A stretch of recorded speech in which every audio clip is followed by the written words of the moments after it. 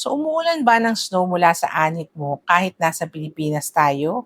O kaya may mga makakapal at mapupulang tagpi sa siko at tuhod mo na sobrang kate?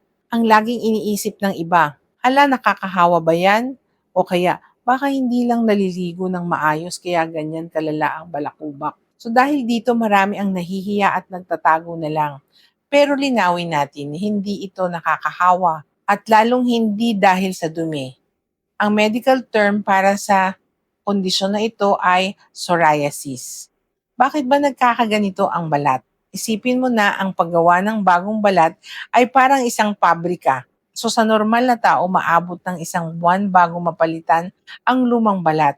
Pero sa taong may psoriasis, nagiglitch ang immune system at nafa-fast forward ang pabrika. Ilang araw pa lang, may bagong balat na naman. So dahil sobrang bilis, nagpapatong-patong ang mga cells kaya nagkakaroon ng makapal, mapula, at nagbabalat na sugat. May isang seryosong banta nito na madalas hindi nakikita ng ating mga mata. Dahil nakikita natin ito sa balat, akala natin ay panglabas lang ang problema. Pero ang totoo, ang pamamaga ay nangyayari sa buong sistema ng katawan. Kapag hindi mo ito naagapan, aatakihin din ito ang immune system ng iyong kasukasuan. Pwede itong mauwi sa psoriatic arthritis na lubhang nakakapinsala sa iyong mga buto at makakapigil sa pang-araw-araw mong galaw. So ano ang dapat gawin?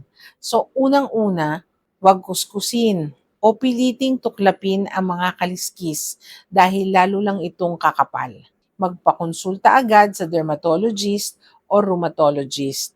Kahit walang tuluyang lunas ang psoriasis, may mga makabagong gamot, creams at light therapy na kayang patulugin ang sakit para kuminis ulit ang balat mo at maprotektahan ang iyong joints. So kaya kung may kakilala kang may psoriasis, huwag mo silang pandirihan.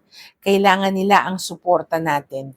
So tag mo na ang mga kaibigan mo para maging aware sila sa medical condition na ito.